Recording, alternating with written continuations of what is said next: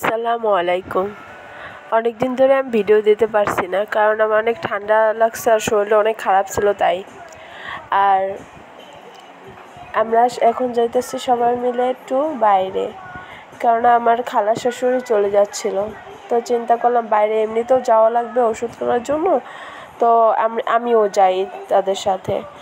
পরে বের হলাম, আর আমাদের ওখান থেকে কিছুক্ষণ হেঁটে তারপর সামনে গেলে গাড়ি ঘোড়া একটু ভালো পাওয়া যায়, নাহলে ভিতরে ওরকম গাড়ি পাওয়া যায় না। আর খালামণিকে রিক্সায় উঠিয়ে দেবে, এই জন্য সামনে গেলে আর রিক্সা বেশি পাওয়া যাবে, এদিকে রিক্সাগুলো যেতে চাইছিল না। পরে সামনে হাঁটতেছিলাম আমরা এরকম টুকুর টুকুর, আর দেখুন উনি তো বাবার কোলে একবারে মাথায় উঠে পড়েছে। ওর বাবা এরকম বাইরে বের হলে এরকম করেই নেয় ওকে, মানে ওর ভালো লাগে এই জন্য, আরও ওরকম করে উঠে বসতে চায়। ঠান্ডায় এত মাথা ব্যথা করতেছিল, তারপরে তো বাইরে নামছি। বাইরে নামার পর অনেকক্ষণ ঘোরাঘুরি করার পর মাথা ব্যথা আরও বেশি শুরু হয়ে গেছিলো।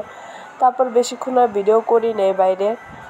এই যে পাশ থেকে তো গাড়ি ঘোড়া যেতেছিলো, আর বাবু তো অনেক এনজয় করতেছিল বাবার কাঁধে যেহেতু বসছে। আর বাবার কাঁধে চড়তে সবারই মনে হয় ভালো লাগে, ছোটোবেলায় সবার বাবাই মনে হয় কাঁধে নিয়ে ঘুরতো। খালামণি চলে গেছে, মনটা সত্যি অনেক খারাপ হয়ে গেছিলো। উনি যে কদিন ছিল ভালোই ছিলাম, বাসায় কথাবার্তা বলছি, সময় অনেক তাড়াতাড়ি চলে গেছিলো। পরে এই জায়গায় অনেক গরম লাগতেছিল, পরে বলতেছিল চলো তুমি কী খাইবা বলো। আমি কিছুই খাইতে চাইছিলাম, পরে তাই চলো গেন্ডারের রস খাই। পরে 2 গ্লাস রস নিয়ে দুজনে খাইলাম।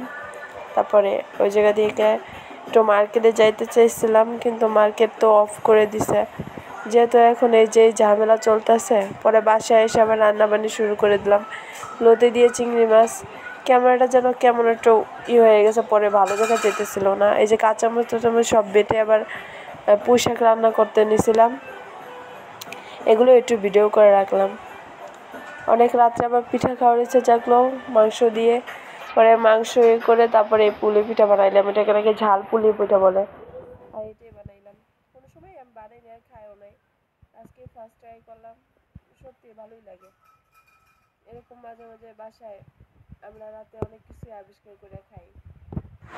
বাসায় কোনো মেহমান আসলে এই জিনিসটা বানাই দিলে সবাই অনেক পছন্দ করবে। আমি তো চিন্তা করছি আমার বাসায় যখন কোনো মেহমান আসবে আমি তার এই পিঠাটা বানাই খাওয়াবো। বাসার অবস্থা পুরাই খারাপ, কারণ বাবু যে ঘরে আছে সেই ঘরের অবস্থা এমন থাকবেই। আর এই যে আমার পিঠার ফাইনাল লুক, পিঠার সিঙ্গারার মতো লাগে আমার কাছে। আমার হাজব্যান্ড সুন্দর পিঠার ডিজাইন করতে পারে, আমি তো এরকম ডিজাইন করতেই পারি না। যাই হোক তার কাছ থেকে শিখছি। এরকম আবার ভাই আবার সৌদি থেকে ভিডিও পাঠাইলো, দেখ আমরা খ্যাপসা খাইতেছি, ওইটাও দিয়ে দিলাম আপনাদের কাছে।